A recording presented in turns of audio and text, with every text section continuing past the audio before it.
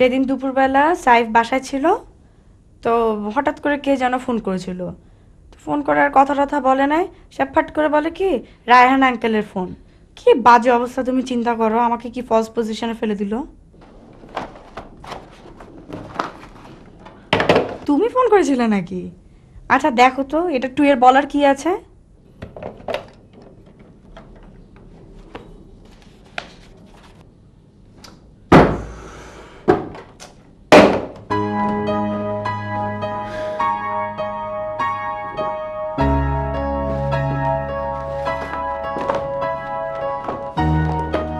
আমি ভয় পাচ্ছি কোথায়? ভয় তো পেলা তুমি।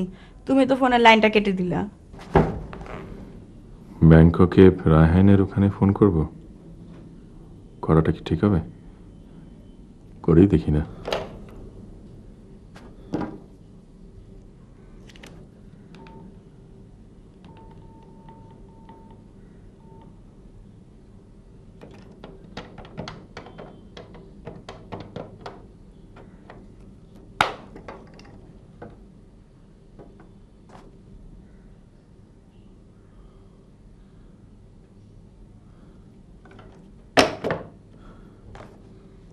My God.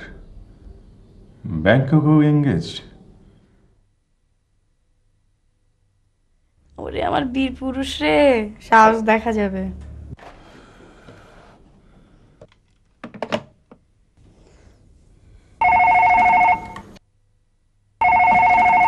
হ্যালো।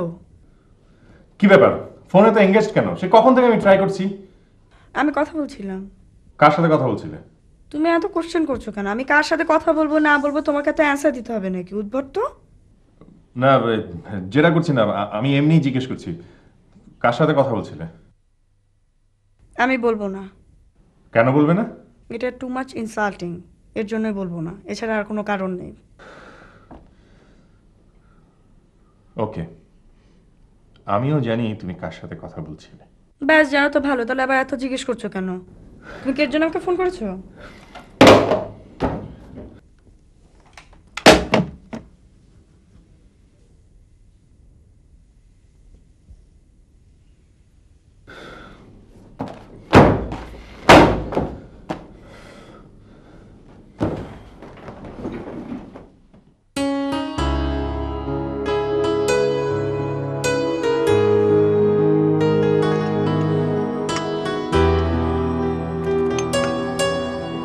তোমার মনটা খারাপ মনে হচ্ছে? না, মন ভালো আছে। শরীর খারাপ?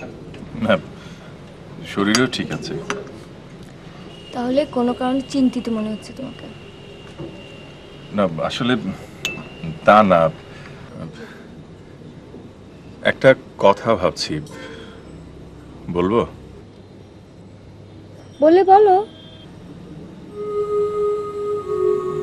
মিতু মনে হচ্ছে বলো।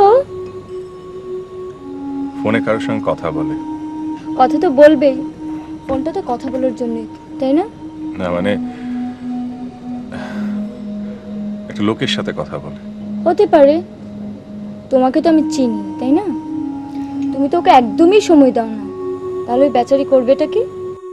এরকম হয়, অনেক হয়, এগুলো কোনো ব্যাপার না।